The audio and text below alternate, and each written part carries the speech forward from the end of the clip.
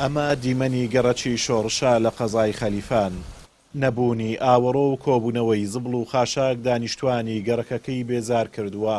ئەوان دەڵێن زیاتر لە 20 ساڵە داوایان کردووە ئاوەڕۆکەیان بۆ چاک بکرێت کە بووەتە سەرچاوەیەک بۆ نەخۆشی، بەڵام تاوەکو ئێستا ئاوڕیان لێ نەدراوەتەوە.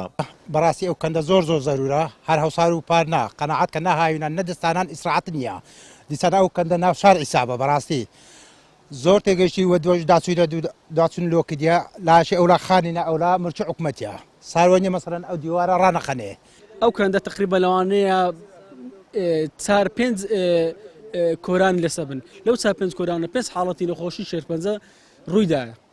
هەر پێنجشیان ئەمری خۆیان کردیا، هەر پێنجشیان دکتۆر سەگۆتی جێ پیسە گوتێ مارو لە شەندەرە گوتێ وەڵا لەسەر کەندە چینە گوتیان کاکە ئەوە هۆکارە 20 ساڵ دەبی زیاتریشکە ئەمە داوا دەکەین ئەو کەندەمان لۆ چاکەن هەر دەرێن باشە و تا ئێستاش کەس بەهانای مەناتە بەجددی یعنی ژیانی ناخۆش کردینە لە دستانان لە لافا و قوڕی دەرەی لە هاوی هاوینانیش لە بوونی دەرێ زستانانیش لافا و زەرەر و زیانەی گەلێک زۆری بۆ مارانە گەیاندیا هاوینانش بۆن و وە توشببووی نخۆشی سەرەتانش لەو کەندەی هەبووە عاڵەتی هەبووە هاوینا لە بە بۆنێ نەعاوینەوە دستاناش لە بە ئاوێگە لافا وەستا ئێرایە پونگاوە ئەو هەموو دێتۆ لە ئەو مارانە زۆر مەترسی لەسەرا بەناوی ئەو گەڕەکە هەمووی حەزەکەم ئەو کەندە لۆ بکرێ.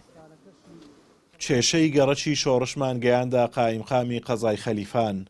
ناوبراوتی دەرخستەی پێویست بۆ دروستکردنی ئاوەڕۆیەکی سندوقی بۆ گەڕەکەکە کراوە، بەڵام بەهۆی قەیرانی دارایی تا ئێستا نەمانتوانی وا پرۆژەکە جێبەجێ بکەین و ئومێد دەکەین لە ساڵی 2026 بتوانین چارەسەری بکەین.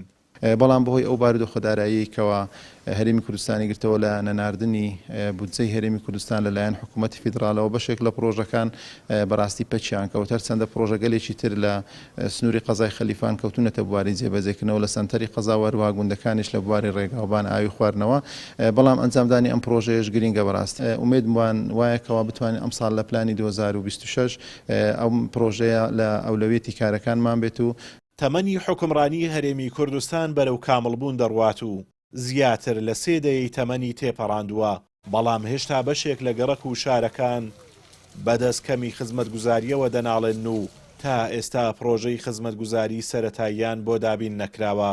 ئازاد ئۆمەراوی کەناڵی ئاسمانی پەیام، قەزای خەلیفان.